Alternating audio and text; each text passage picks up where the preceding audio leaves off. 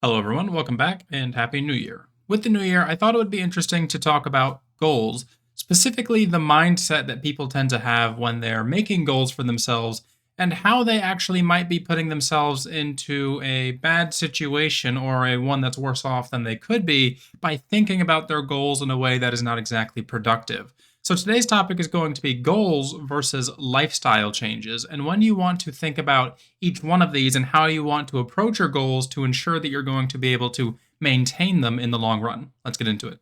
With every new year, people will set resolutions for themselves and goals, and a lot of the times these goals will fall off within the first week, month, or even day of the new year. And this can be a problem for people who really want to do something different. They want to achieve something more than they have achieved in the past, or they want to change themselves in some way, but they're not exactly sure how to go about it, or maybe they don't think that they have the willpower when it comes to these goals.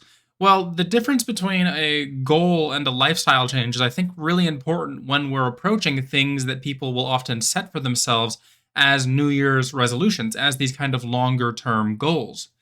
So, the real difference between a goal and a lifestyle change is that a goal has an endpoint. A goal is something that you're going to be trying to achieve. It's going to be something that when you get there, there's a good likelihood that you're going to stop or not maintain that behavior. A good example for a goal is something like putting out 2 videos a week, something that I should be doing, but I'm not doing. Or maybe you're going to be more productive throughout the year. You're trying to hit a certain productivity limit. A lifestyle change, on the other hand, is something that doesn't necessarily have some sort of measurable endpoint. And it's something that can be more beneficial for you in achieving the goals that you want if you instead make a lifestyle change that is related to the goals you want, instead of setting the goal in and of itself. While I will be talking positively about lifestyle changes in this video, I do want to note that it's not a bad thing to set goals and that goals aren't inherently negative. In fact, on this channel previously, I've talked about the concept or theory of SMART goals, which are goals that are specific, measurable, attainable, relevant, and time based. But because these are still going to have that time component to them, they're still going to be something closer to a goal than something like a lifestyle change. And again, the real difference is that with a goal, when you get to the end, you then have to reevaluate if you want to set another goal for yourself that will allow you to continue the behavior that you've been doing. And that's really going to be the key factor that differentiates something like a goal and something like a lifestyle change. Is that with a lifestyle change, you're going to be attempting to change yourself in a way that allows you to accomplish the goals along the way as a positive byproduct of the lifestyle change. The example that I'm going to use comes from my own personal life. And if you've followed me for a few years on this channel, you'll know this story already. But previously in the past, I lost over 100 pounds. And that was something that was a big deal to me back in like 2016 when I kind of made a huge lifestyle change. And people would often come up to me and they would ask, okay, how did you lose all that weight? Did you go on a diet? What did you do? And I said, no, I didn't go on a diet. I made a lifestyle change. I changed my entire life. I wanted to become a better version of myself. And in doing so, I found weight loss along the way as a positive byproduct of that. I was not going on a diet because the goal was that it wasn't going to end. It was going to be maintained forever. It wasn't just going to be, okay, I'm going to lose 30 pounds, and then you lose 30 pounds and then it stops. You see people do this all the time with New Year's resolutions.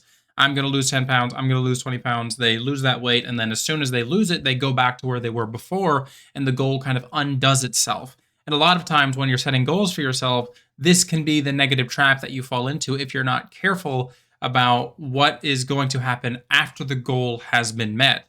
A lot of times, what is happening with lifestyle changes is closer to a personality change or a change in you yourself, how you think about the world, how you interact with the world, how you feel about the things that you're doing. And this is going to be something that's going to take more time and is going to be more deeply ingrained than something like a goal. Again, with a goal, you're setting some sort of endpoint and milestone for yourself that you're striving to achieve. Whereas with a lifestyle change, you're fundamentally changing how you approach the world. I think this goes back to or relates to cognitive behavioral therapy, which the core kind of principle of CBT is that we have the cognitive triad of thoughts, behaviors, and emotions or feelings, and that each of these is going to influence each other. So how we think affects how we act, and how we act affects how we feel, and then in return, how we feel affects how we think about things. And there's going to be this two-way relationship between the factors in this triangle. And when you are engaging in a lifestyle change, you're attempting to change about how you think, act, and feel about the things that you want to achieve, so that as you approach them, you're approaching them in a new way that's going to help you better achieve those goals. And you might even find that you're not actually needing to set goals, but instead, by making the lifestyle change, by saying, okay, I am a different person, then you're going to just achieve those goals along the way. For me, with the weight loss, it was okay, I don't want to just be someone who's overweight and unhealthy all my life. I know deep down I can be a healthy person, so I'm going to start acting like a healthy person. And that was the lifestyle change for me. I started walking more, I started eating less, I started paying attention to my calories.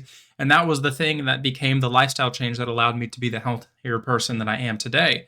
So when you're setting goals for yourself, think about the idea, does this need to be a goal? Does it need to have an endpoint? Is it something that can be measurably obtained in a specific amount of time?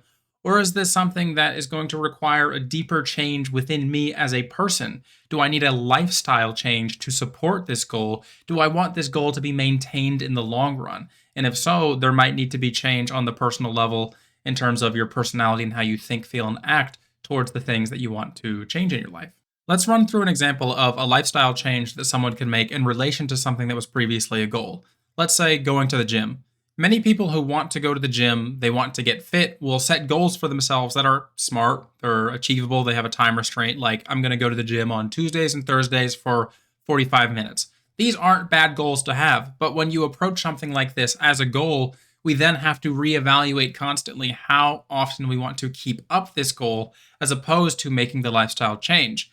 What you'll see with people who don't make a lifestyle change, who try to do something like go to the gym twice a week, is that they don't change how they think, feel, and act towards going to the gym. And again, this goes back to the idea of CBT, is that you're going to find that there isn't that change in how we approach the gym or approach the thing that we have set for ourselves as a goal.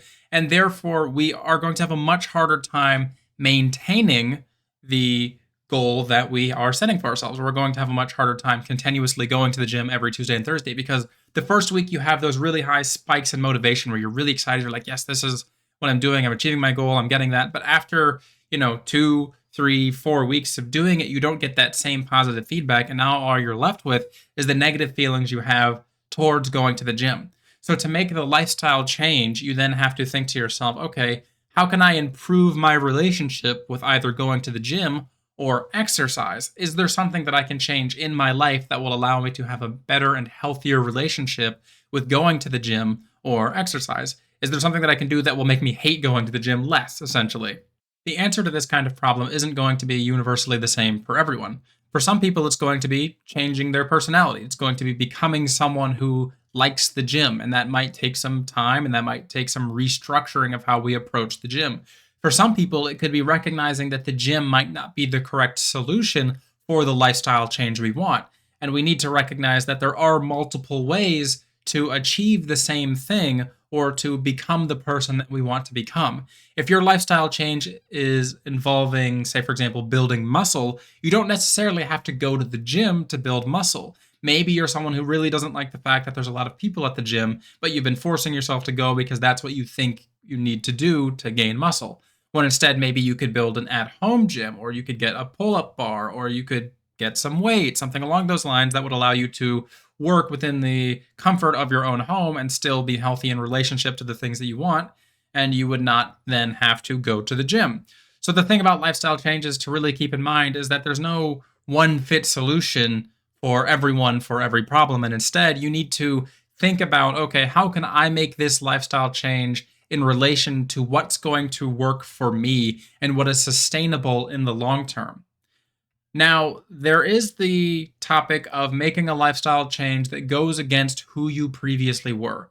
Let's say you are someone who really enjoys food. Let's go back to me and talk about the weight loss again. I was someone who really, really loved food, and I ate it all the time, and I was hungry all the time, and I would just eat everything. So when I made that lifestyle change, it was very difficult to then not think of myself as that person who loved food and ate all the time. And I kind of had to reprogram and rewire my brain to think about myself in this new light.